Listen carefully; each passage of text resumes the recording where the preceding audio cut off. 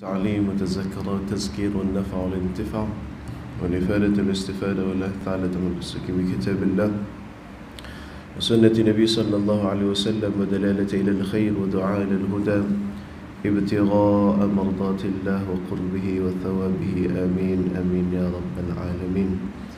Alhamdulillah, thumma alhamdulillah, syukur pada Allah Subhanahu wa taala pada pagi yang bahagia ini dapat lagi untuk kita sama-sama dalam surau kita menunaikan salat secara berjamaah, tanda hambanya kita kepada Allah Subhanahu wa taala. Dan juga kita sambung pembacaan kitab Raf'ul Astar fi Talabil Maghfirati minal Ghaffar, 40 hadis pengampunan daripada Allah Subhanahu wa taala. Yang pertama sekali, minta maaf banyak-banyak tuan-tuan. Lama sungguh tak main. Lama sungguh masa berapa lama tu? 2 bulan. 2 bulan dah tak main ni. Masa kitab ada lagi tu. Duk ingat kitab pun duk balut depan masih kanak ke apa ke. Kita pun duk seria ke dengan 2 bulan tak main ni. Jadi alhamdulillah, minta maaf banyak-banyak tuan-tuan. Habis heran dah 2 bulan tu pun nak main.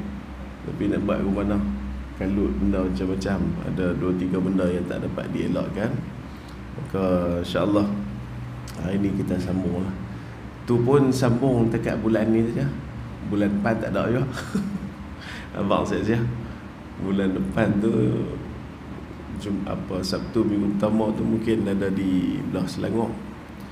Lepas tu minggu ketiga tu insya-Allah ada di Mekah dengan Madinah lah. Tolong doa lah tuan-tuan semua. InsyaAllah saya akan buat umrah, ibadat umrah dalam tempoh tersebut lah.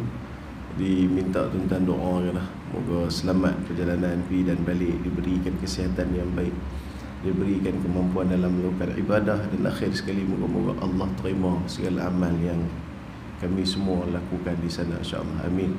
Amin ya rabbal alamin. Terima kasih banyak insyaAllah. Baik tuan-tuan, kita sambung hadis ke berapa?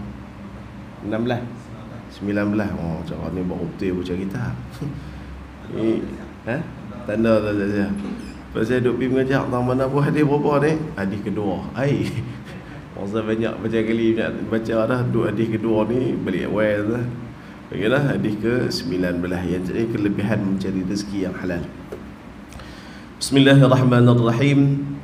An sayyidatina Aisyah radhiyallahu anha قالت قال رسول الله صلى الله عليه وعلى آله وصحبه وبارك وسلم من أمسى كالا من عمل يده أمسى مغفورا له. Daripada Sayyidatina Aisyah radhiyallahu anha telah bersabda Rasulullah sallallahu alaihi wa alihi wasallam, barang siapa yang pada petang harinya berpenat dengan usaha dari tangannya sendiri, maka pada petang itu jugalah Allah Subhanahu wa taala mengampuni dosa-dosanya. Hadis riwayat Imam At-Tabarani. Hadis ini mengajarkan kepada kita, saranan kepada kita untuk buat kerja dengan sungguh-sungguh.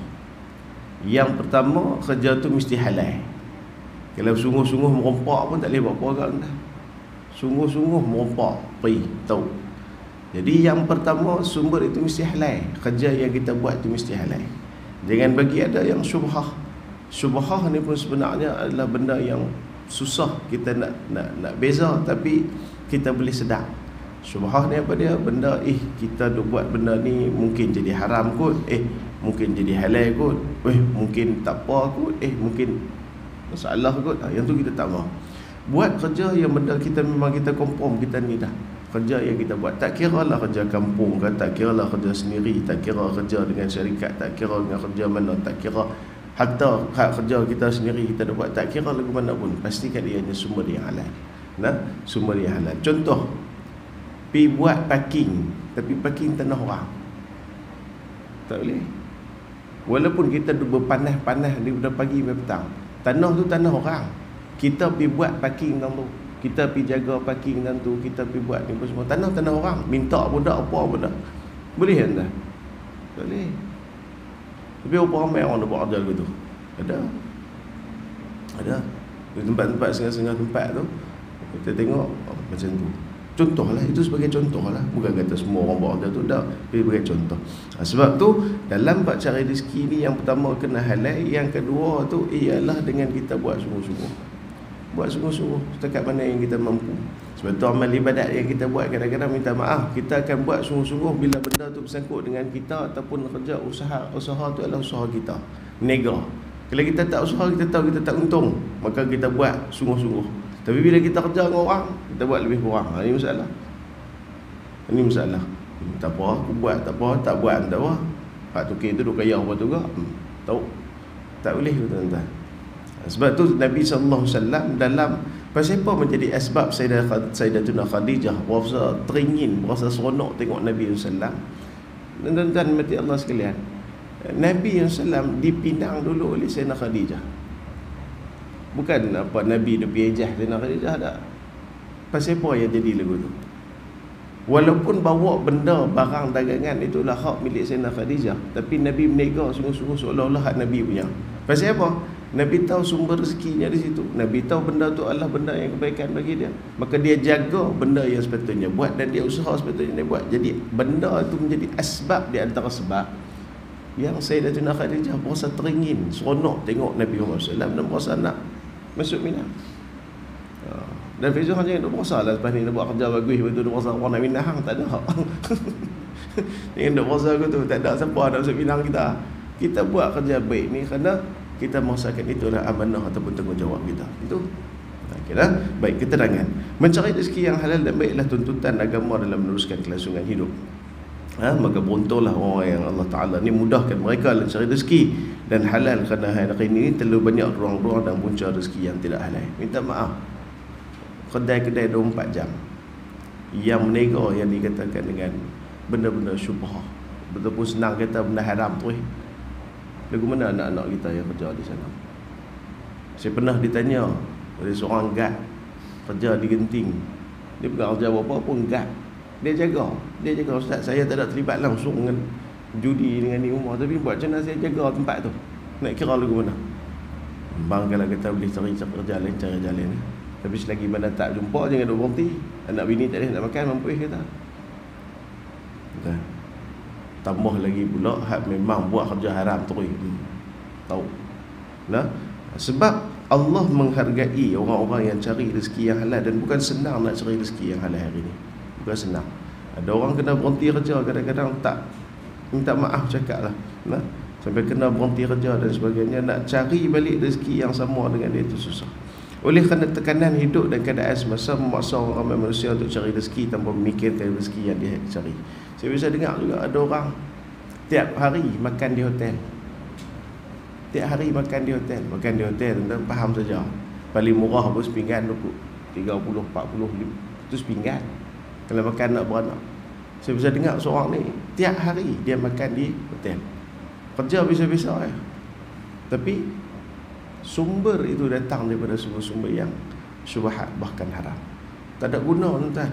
Contoh anak-anak kita, kita teringin nak bagi makan kat mereka, bagi makan benda mereka nak ini, mereka nak ini, mereka nak ini, nak ini. Kita pulun usaha ikhtiar ni sampaikan pergi cari benda-benda yang haram bagi masuk kat mereka. Tak boleh. Haram. Bahkan disebutkan dalam hadis yang lain, orang-orang yang mana wa malbasuhu haram wa atma'uhu haram wa syarabuhu haram wa ghudhiya bil haram, yang dibagi makan dengan benda haram, jangan harap doa dia tu Allah Ta'ala nak makbul. Jangan harap.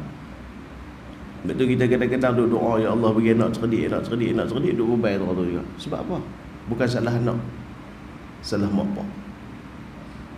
Tak tahu nak kata bini ni habis cerita dah tegur, duk jadi jahat serba tu juga. Bukan masalah bini tu jahat, tapi masalah suami tu jahat. Sebab bini itu adalah cerminan bagi seorang suami dia. Imam Allahumma salli ala Sayyidina Muhammad, ada seorang ulama sufi, saya baru ni dah beli satu buku kan. Tajuk buku tu pun, tengok tajuk buku tu pun, kes nak beli tu kes tajuk, tengok tajuk buku. Ulama-ulama yang takut isteri. Nama tajuk buku tu, ulama-ulama yang takut isteri. Tapi memang sungguh tuan-tuan. Tok guru besar-besar ni, ulama besar-besar ni, rupa-rupanya bini mereka membuat kat mereka sekupang luar ya. Sebab tu kalau kata kita ni tekat-tekat terang kita ni bini jerkah tu biasa. Tuan-tuan, saya baca buku tu tuan-tuan, ya Allah kata. Contohlah tuan-tuan, Imam Qadhi Iyad. Qadhi Iyad ni orang cukup ma'ruf lah, Qadhi Iyad ni. Kan? Buat satu kitab Syifa Qadhi Iyad ni. Kitab tu ma'ruf, cerita pasal Nabi SAW. Memang daripada dulu sampai kelar ni, mana-mana ulama' pun, mana-mana negara semua baca kitab tu. Hampir semua rumah ulama' ada kitab dia. Tapi tuan-tuan tahu tak bini dia lagu pada? Oh, dugaan, Masya Allah, dia kata. Pernah sekali dia pergi pinjam buku kawan dia. Pergi pinjam buku kawan dia, bila pinjam-pinjam buat balik, baca. Duk tengah baca ni, bini dia main ejah. Malam, bini dia main ejah, dia main kacau dah. Bang, jom tidur bang. Tak boleh nak tidur ni, duk baca sikit lagi ni. Bang, jom lah tidur. Tak, kita pergi tidur. Saya nak baca. Kawan Khalid dengan kitab tersebut yang dia pinjam kat kawan dia, lah kali sampai bini tidur, dia tak heran, langsung dia baca sampai subuh. Bini bangkit ngamuk.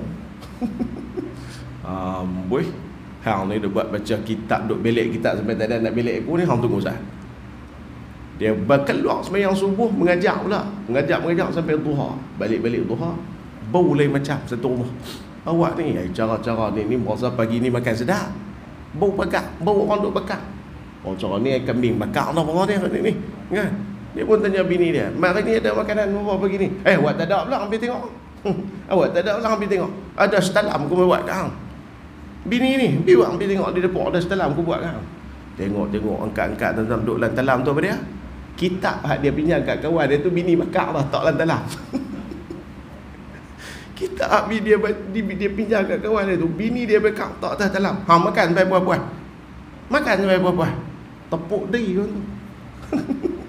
Qadhi dia tepuk dai. Allahu Akbar, awak bini aku buat macam ni kat aku ni. Dah lah kitab pinjam, dan kitab tu pula tulis tangan satu tu. Dulu bukan ada cetakan serupa kita ni. Tulis tangan semua. So kitab tu ada satu tu je atas dunia. Dia kata, "Mampu aku nak buat ke mana orang kawan aku ni." Dia pergi jumpa kawan dia kata, "Aku minta maaf sungguh-sungguh lah," kata. "Buku yang aku pinjam kat hang tu bini aku bakar je dah." Bini aku bakar je dah. Allah, hang jangan nak buat macam ni lah Qadhi oi.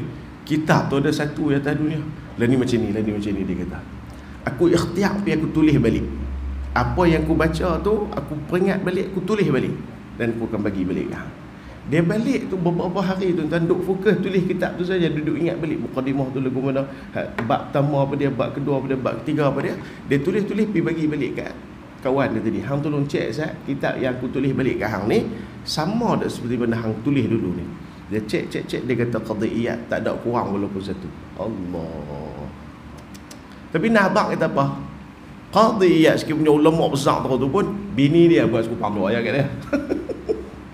Ada seorang lagi pula, satu orang ulama besar Masya Allah, ulama tasawuf, Tok Guru Sufi. Orang kenal dia semua ahli Sufi ni. Hebat tak hebat dia ni tuan-tuan? Kiranya boleh kesan dia tu kepada anak murid dia ribuan orang. Sekali orang pergi di satu masjid, nampak satu gulung kapet ni. Tapi kapet tu duduk bergerak. Orang duduk sembahyang, nampak kapet tu bergerak. Siapa pula ni?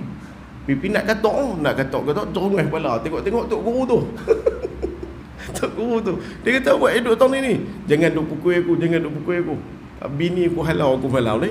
Jadi ada tengkar sikit malam ni, bini aku halau lagi aku main tidur ni. Musim sejuk. Baluk dengan kapet dia, tidur di luar masjid." Tu Tok Guru kan, ulama tasawuf besar. Tu tara-tara tu pun tuan-tuan sekupang dua je dengan bini. Jadi ulama-ulama dulu mengatakan bahawasanya buruknya perangai bini itu bukan kerana buruk bini itu betul, tapi kerana kiasan kepada kita ni, hubungan kita dengan Allah. Akhirnya Allah Ta'ala nak tunjuk perangai kita tu huduh dengan terzahirnya pada isteri-isteri kita. Tak biasa tak apa, boleh gegah. Tapi bukan nak kata tuan-tuan, akal jenuh tuan-tuan, sebab tu orang perempuan ni tuan-tuan, bukan kita nak kata. Kadang-kadang ialah satu kerana perangai lah, memang perangai dia apa. Yang keduanya ialah satu benda yang Allah zahirkan kerana hubungan kita dengan Allah Ta'ala. Kita tak baik dengan Allah Ta'ala, hubungan kita dengan Allah Ta'ala tak cantik, semayang kita lewat waktu, amanah kita dengan Allah kita Ta'ala kita tak buat. Akhirnya Allah Ta'ala zahirkan perangai huduh kita tu dengan perangai huduh isteri kita, dan kita yang menanggung hal tersebut. Sebab tu kena beringat banyak-banyak. Sebab tu dalam cari rezeki yang halal ni tuan-tuan, cari rezeki yang halal itu adalah satu benda yang tanggungjawab besar. Hatta kalau kita cari benda yang haram, suap pada bini, suap pada anak-anak, tak makbul doa kita satu keluarga. Tak makbul. Terus duk berasa lah kita duk kadang-kadang berdoa sampai bertahun-tahun tak makbul. Pasal apa? Disebabkan kerana rezeki yang ada itu, dan banyak lagi sebab-sebab benda yang lain. Maka seorang tu yang hendak cari ilmu dalam perkara yang disebutnya, hukum mempelajarinya adalah fardu ain, kerana melibatkan tanggungjawabnya secara langsung. Haram tu bukan setakat objek ataupun zat, tapi merangkumi juga cara memperolehinya. Betul? Contoh makan babi. Makan babi pasal apa haram? Zat dia. Tapi bukan semata-mata zat saja. Makan nasi kandar pun mai daripada sumber yang haram, tu tak haram. Faham tak? Bukan dekat makan babi yang haram. Minum banyak teh. Teh tu mai daripada mana? Curi daripada jiran sebelah. Haram.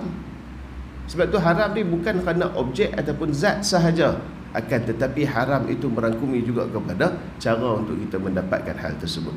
Tidak mengetahui perkara yang halal dan haram serta jahil tentang kaedah berhubungan halal dan haram menjerumuskan kepada lembah kebinasaan. Islam bukan saja inginkan umatnya melakukan ibadah semata-mata, akan tetapi juga meraihkan keperluan manusia secara zahirnya. Oleh itu Allah Ta'ala sebut, wa idza qudiyatis salatu fantashiru fil ardi wabtaghu min fadlillah. Disebutkan bahawasanya Allah Subhanahu Wa Ta'ala tak pernah halang orang cari rezeki. Silakan. Hang nak kaya dengan rezeki hang, silakan. Allah tak pernah larang langsung. Sebab tu Allah Ta'ala sebut juga dengan dalam Quran, apabila kamu selesai semayang, yakni selesai buat ibadat dengan Allah Ta'ala, fantashiru fil ardi wabtaghu min fadlillah. Pilah bertebak atas muka bumi Allah Ta'ala ni untuk nak cari fadlillah, kurniaan Allah Ta'ala, rezeki daripada Allah Ta'ala. Semayang yang dikatakan Jumaat di Seberang Jaya, lepas tu naik ke Bait Rabang, semayang Zuhur, Asar di mana ataupun Isyak di mana, di Turki, silakanlah. Untuk semata-mata nak cari rezeki di sana, silakan. Sekali lagi habis kerja di sana, subuh esok pula daripada Turki, tembak pergi pula Jerman pula, silakan. Fantashiru fil ard, kata Allah Ta'ala. Habis buat ibadat, habis semayang, habis lengkap dah tanggungjawab kita dengan Allah Ta'ala, pilah cari kurniaan Allah Ta'ala. Allah Ta'ala tak pernah larang untuk kita jadi kaya. Allah berbangga dengan orang-orang, Nabi berbangga dengan orang-orang, ulama-ulama kita berbangga dengan orang-orang yang kaya dan saleh. Sebab tu kalau nak sebut berkenaan dengan kaya orang-orang dulu ni dahsyat sungguh-sungguh. Tuan-tuan, manusia paling kaya tak boleh? Nabi Sulaiman. Tak ada siapa orang boleh lawan Nabi Sulaiman. Punya kaya. Nabi Sulaiman ni kaya tak kaya, dan habis cerita. Bukan nak kata lah habis cerita lah, cerita kaya lah. Tapi adakah dia melupakan Allah Ta'ala? Tak. Sehingga kan dikisahkan dia pernah bercakap dekat dengan semut. Dan kalau kita tengok dalam surah An-Naml, surah An-Naml tu cerita pasal surah semut. Nabi Sulaiman pernah bercakap dengan semut. Dan pernah diriwayatkan dalam satu kisah, Nabi Sulaiman pergi tanya seekor semut. Dia kata, semut, hang ni kalau ikut-ikut makanan hang tak apa dah, hang perlu. Dia kata, aku kalau setahun ni sebiji gula cukup dah. Kalau aku tu mulai saat ni aku akan bagi ke hang. Aku yang akan atur rezeki ni untuk hang. Dia kata, Sulaiman, tak payah kot. Sebelum ni Allah Ta'ala dah atur aku elok dah. Dah, aku nak cuba ni. Aku nak cuba ni, aku akan bagi ke hang. Setiap tahun aku akan bagi.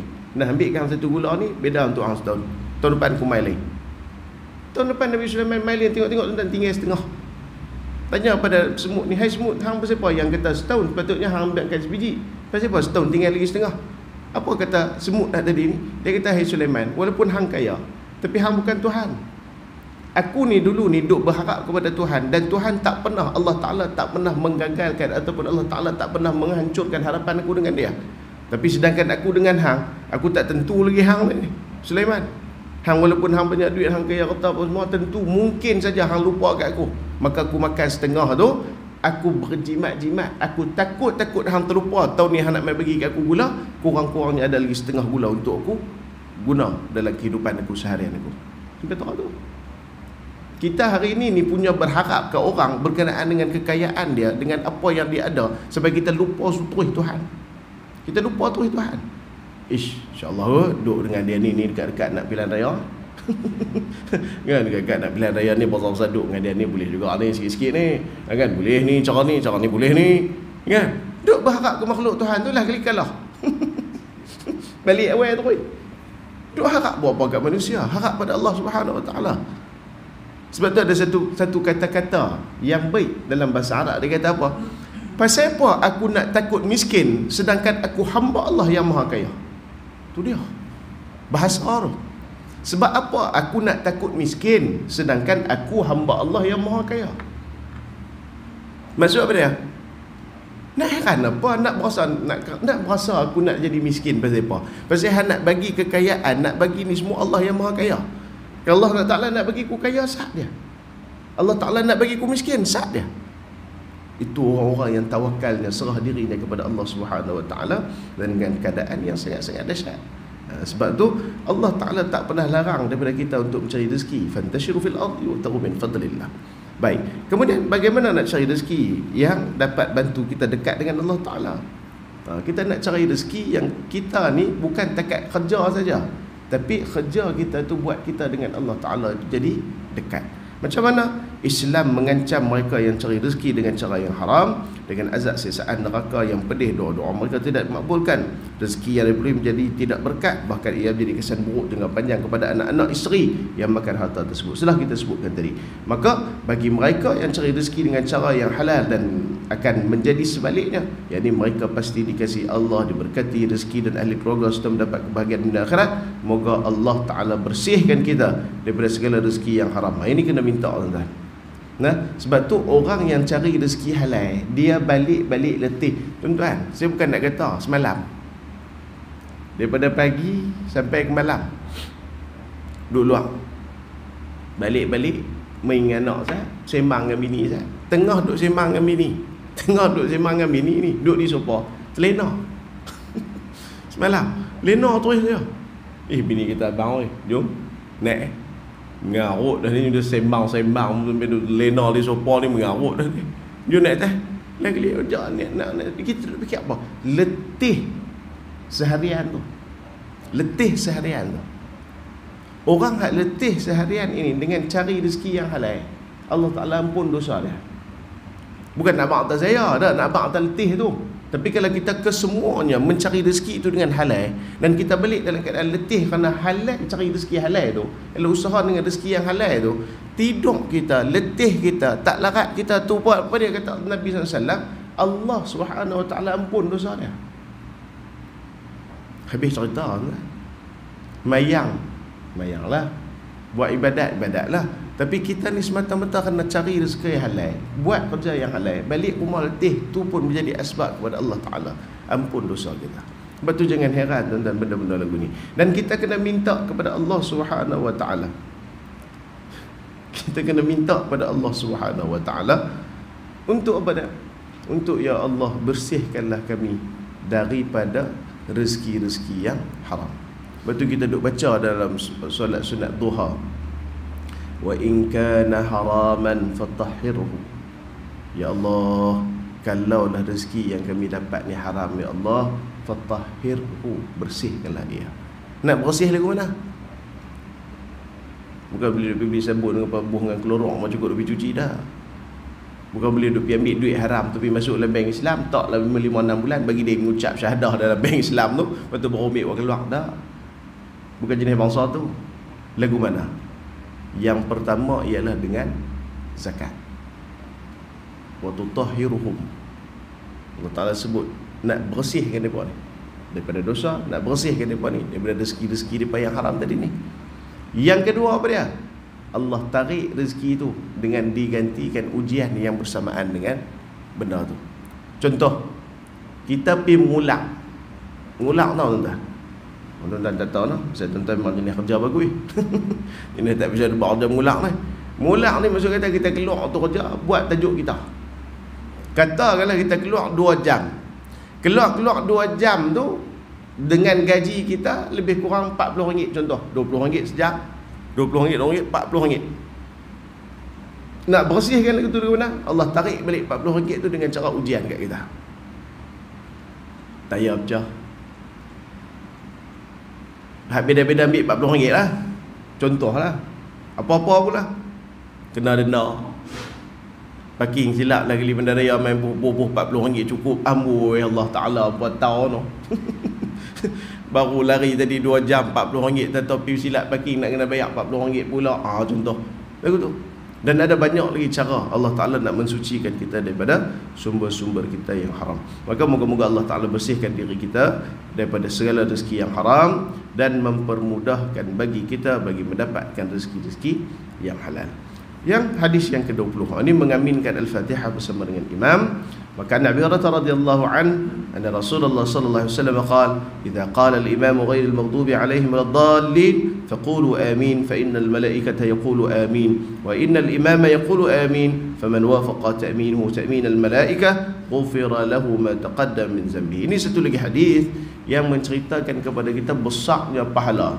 Buat amal sikit tapi dapat pahala banyak. Ada beberapa kitab tok guru kita tulis benda kecil dapat banyak. Benda kecil dapat pahala banyak. Ada banyak kitab cerita pasal tajuk tu. Ada banyak kitab cerita pasal tajuk tu. Buat sikit je, pahala ni sampai tak tahu nak abang. Punya banyak. Nah, di antaranya ialah berkaitan dengan daripada Sayyidina Abu Hurairah radhiyallahu an bahwasanya Rasulullah SAW telah bersabda, apabila imam membaca ghairil maghdubi alaihim waladdallin, kemudian makmum menyebutkan amin, kemudian para malaikat pun turut menyebutkan amin, dan diikuti imam juga menyebutkan amin jika sesiapa yang bertepatan. Nampak tak? Jika sesiapa yang bertepatan ucapan amin. Kita ada 4 sah yang sama-sama sebut amin 2 sah saja, maka 2 sah lagi tu tak dapat benda tu. Itu maksud dia bertepatan. Bertepatan macam mana? Bertepatan dengan imam, bertepatan dengan para malaikat. Oh payah apa Syekh oi? Hak dengan imam tu kami tahu, hak malaikat tu. Hak tu bukan kerja kita. Kerja kita adalah sebut amin tu. Terus dia bertanyalah tu imam. Bang imam hak tadi hak subuh tadi, hak 2 kali amin tu, malaikat ucap sama ke duk dengar? Tak, tu tu bukan kerja kita. Tu benda gaib. Tapi kalau kita pulun usaha, amin ya imam, amin ya kita, kena waktu yang sama, amin juga para malaikat. Dan kita kena sedar tuan-tuan, amin para malaikat ni belakang. Malaikat rahmat duduk dengan kita, malaikat yang turun sembahyang dengan kita, malaikat yang bersama dengan kita, kesemuanya menyebutkan amin, kena sama dengan hak dia sebut. Apa faedah dia, fadilat dia? Maka akan diampuni dosanya yang telah lalu. Maka Allah Ta'ala akan mengampunkan dosa-dosa dia yang telah lalu. Dosa yang macam mana? Dosa yang dikatakan ialah dosa-dosa kecil. Dosa-dosa kecil Allah Ta'ala ampun segalanya. Bayangkan 70-80 tahun kita setelah mana balik kita, Allah Ta'ala ampun disebabkan sebut amin saja. Allah sebut amin. Nak tahu benar ni, selalu dah saya sebut, orang yang berhutang 5,000, 4,000, 7,000, 10,000, buat baik je kepada orang hak kita buat tolong ni. Contoh, dan buat baik je. Contoh, selamatkan anak dia lintas tak kena kemalangan, kita pun buat pinana ni anak hang lintas tadi kami selamat ni apa ni, dan ni alhamdulillah lah tu ambil ni bawa anak hang. Allah terima kasih banyak lah, saya pun nampak betul-betul depan mata saya, tengok hang selamat tadi ni. Tak apa, tanggungjawab sama. Aku kalau anak aku pun aku buat benda yang sama. Man sembang lah kata tak? Awak berapa bang? Tak ada lah, aku tengok hang tolong anak aku tadi ni. Tak ada apa bang. Tak ada, tanggungjawab kita. Siapa pun anak-anak kita ni, semua anak-anak kita belakang, kita kena perhati tengok. Nak buat macam mana jadi depan saya? Jadi mana? Hang pasal tadi duk tolong anak aku ni, tadi aku berasa terhutang budi dengan hang. Hak 7,000 yang hang berhutang itu ni kira pejam mata sudah. Apa dia tu bang? Tak apa nak faham bang. Dia buat tanya pula, tak apa nak faham kan? Tak ada lah yang hang hutang itu ni. Hak 7,000 tu hang selamat ni aku pun berasa alhamdulillah, rezeki pun duk ada banyak lah ni, alhamdulillah lah. Dia takat hutang 7,000 hang tu kita padam buang lah. Hang tu sedut fikir lah. Anggap saja ni hadiah daripada aku sebab hang selamatkan anak aku. Tuan-tuan boleh bayang tak 7,000 kita? Macam orang macam saya, macam kita, bukan tuan-tuan lah, saya lah, kita 7,000 tuan-tuan. Oi besar je oi. Mek dupi hapuih gitu ya. Kita tak tahu nak kata lagu mana ni. Tuan-tuan, kalau 7,000 tu pun kita berasa besar. Bayang tengok dosa 70 tahun. Allah Ta'ala ampun. Tuan-tuan nak rasa lagu mana? Berasa kalau kata dengan orang, berasa bukan takat cium tangan, cium lutut cik oi.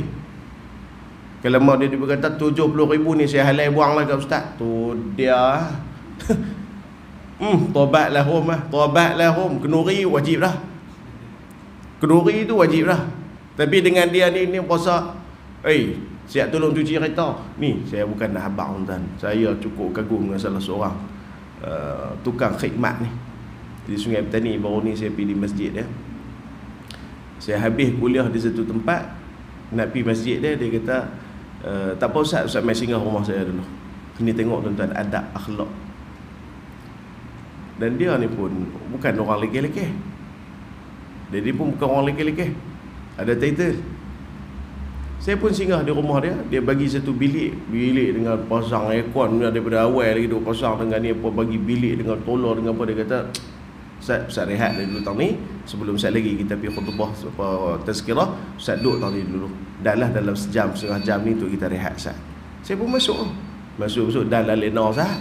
Letih tuan dia dah bagi program, dia dah bagi. Last kali sampai masuk lena tu dalam 20 minit sebelum masuk tu saya pun bangkit mandi apa semua apa perlu siap-siap rumah. Kelak tuan-tuan.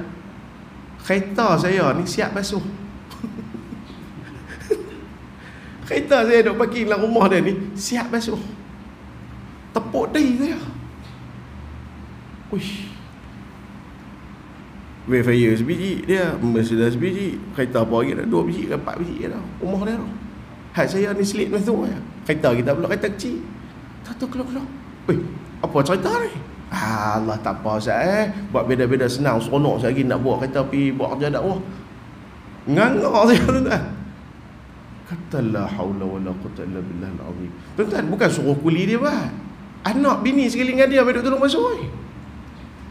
Saya kata apa punya orang ni, kata duduk dalam hati ni tuan-tuan, kita keluar mengajak duduk dalam hati ni. Ya Allah, aku tak pernah jumpa lagi manusia lagu ni. Ya Allah, murah rezeki dia. Ya Allah, elokkanlah hubungan dia dengan Allah, baik segala benda yang kebaikan bagi dia, khidmat dia atas orang ilmu ni. Ya Allah, kau ganti dengan kebaikan yang banyak yang baik ya Allah kat dia. Kita berasa senang hati. Ni orang, tuan-tuan boleh bayang tak sifat pemurah Allah Ta'ala ni lagi dahsyat daripada seorang mak pemurah kepada anak dia, lebih dahsyat daripada seorang kawan baik kepada kawan dia. Saya ada seorang kawan buat operation hidung tu yang masa papi tu kan. Kawan saya tu tak ada kena-mengena apa, main teman saya 2 malam di hospital. Bini tak boleh, bini dengan anak kecil pun tak boleh duduk di hospital.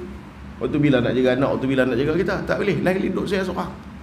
Tu kata orang-orang yang ada sifat pemurah, sifat rahmat ni, walaupun tahun tu kita dah rasa besar, boleh bayang tak 70 tahun, 80 tahun kita hidup atas dunia, disebabkan kerana amin yang kita ucapkan bersama dengan imam sembahyang subuh tadi, Allah Ta'ala ampun semua dosa kita. Allah. Tuan-tuan tak boleh pergi cari dah. Tuan-tuan tak boleh pergi cari dah. Sebegitu punya rahmatnya Tuhan ni tak ada dah melainkan Allah Ta'ala. Sebab tu benda-benda yang lagu ni besar. Baik, sebutan amin tu nak sebut lagu mana? Ini pun ramai juga. Walil maghdubi alaihim waladdallin. Amin. Amin. Amin. Amin. Lagu mana betul? Lagu mana betul ya?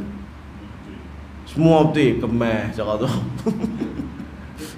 Kemas cara tu. Semua betul. Kita nak dapat hak tadi ni, hak duk kata sama dengan ni, sabar dengan tu imam, sama dengan malaikat tu, nak sebut lagu mana? Baik, memang amin ni dia ada beberapa bacaan. Ada yang panjang, ada yang pendek, ada yang ni panjang 4, ni panjang 6, panjang macam-macam lah. Nak ambil mudahnya cara senang ialah amin itu disebut seperti mana Yasin. Kan kita sebut Yasin, amin, itu yang sebaiknya. Jadi ghairil maghdubi alaihim waladdallin,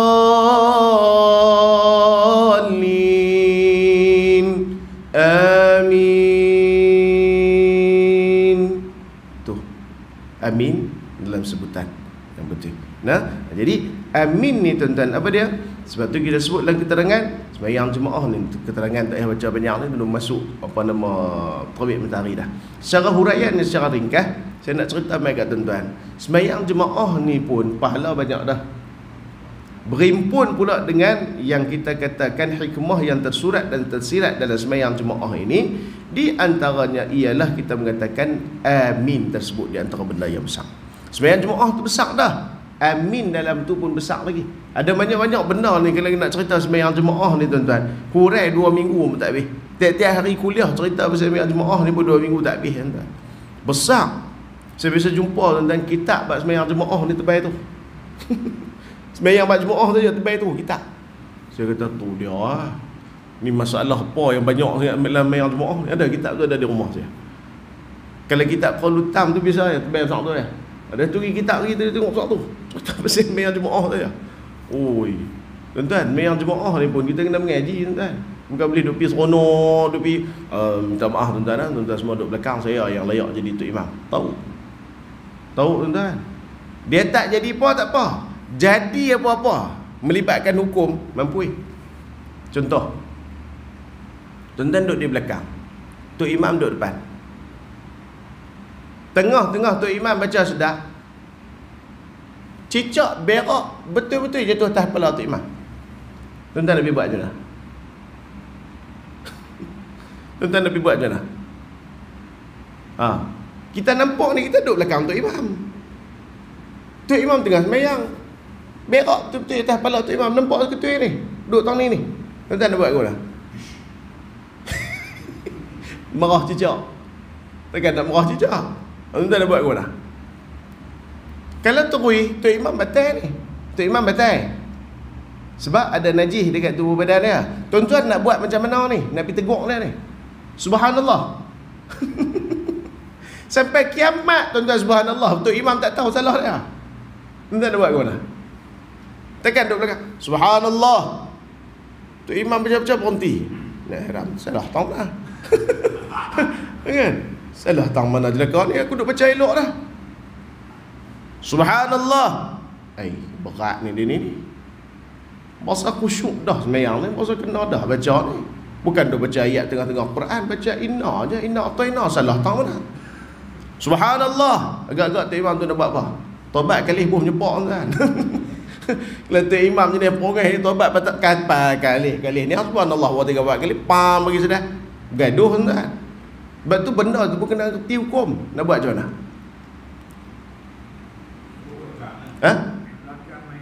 Tiup apa? Tu dia, tok imam jenuh. Buang kepiah dia. Okey, bang kata buang kepiah nak buang apa dah? Sepak gaduh tu dah. Okey, dalam hal tersebut kita kena njak depan sikit, ambil kepiah dia, buang tak tepi. Sebab dia tak tahu. Dia tak tahu salah dia tang mana, dia tak tahu. Melainkan kita nak kena buat. Tapi jangan biar lama lah. Duk tengok ada rakaat pertama, rakaat ketiga baru nak pergi buang. Tahu. Tak boleh. Nampak tu kita terus pergi ke depan, ambil kepiah dia, tak tepi lelok lah, jangan dia tahu. Tahu tu imam marah tu. Kepiah 400 je weh. Mau tak ada kepiah itu atas kepala. Sepak pula tu. Yang tu kena ganti. Dia isu dia macam mana? Kalau jenis tak ada kepiah duduk atas kepala, yang tu memang kita kena ganti. Contoh macam mana? Contoh macam tengah duduk sembahyang, tok imam tak perasan belakang kain pelikat belakang koyak. Lubang besar tu. Betul-betul belakang. Nampak celah paha. Cuma tak nampak takoyaki je. Nanti tahu takoyaki? Kan? Takoyaki duduk ada celah paha tu tak nampak tu ya, cuma nampak paha tu saja. Nanti nak pergi buat lagu mana? Macam tadi, macam hak kepiah tak ada atas kepala tadi ni, dia tuh tak cicak. Dia bukan tahu ni. Kalau hak koyak tadi pun tuan-tuan pergi subhanallah sampai kiamat, 4 hari sebelum kiamat pun tuan-tuan berhenti. Dia tak tahu salah dia.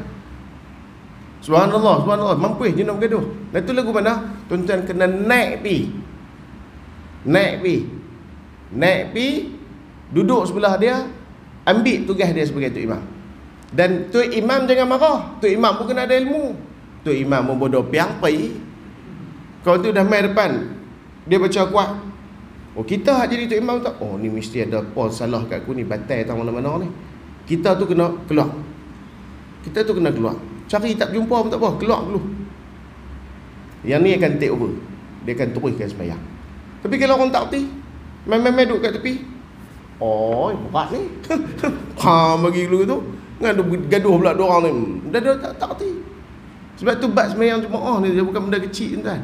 Hak jadi lagu ni nak buat macam mana? Waktu bila kena keluar, waktu bila kena terus, waktu bila kena ni. Dia tuan-tuan bukanlah nak kata. Kita hadut mengaji pun kadang-kadang bila jadi, weh makan 4-5 saat juga tak nak fikir nak buat apa. Tuan-tuan jangan buat main. Dia jarang-jarang berlaku. Bila berlaku tu macam mana tu? Dia fikir dalam kepala duduk teringat balik nak buat macam ni. Jangan buat main tuan-tuan. Sebab tu sembahyang jemaah ni benda yang besar. Sembahyang jemaah benda yang besar. Sembahyang jemaah ini benda-benda yang merangkumi daripada hukum hakam yang sangat-sangat banyak. Di antara rahsia yang besar pada sembahyang jemaah adalah penghabusan dosa secara besar-besaran oleh Allah Subhanahu Wa Taala disebabkan penyebutan amin, ta'minu, muwafaqat ma'al imam wal malaikata ma'ahum. Yani muwafaqah je bersamaannya sebutan amin kita ini bersama dengan para malaikat dan bersama dengan amin. Sebab tu kalau kita tengok pada muka surat 58, faedah maksud amin yang disebutkan oleh para ulama, di antaranya maksudnya apa dia? Iaitu yang pertamanya, ya Allah perkenankanlah doa kami. Amin ni bukanlah bahasa Arab.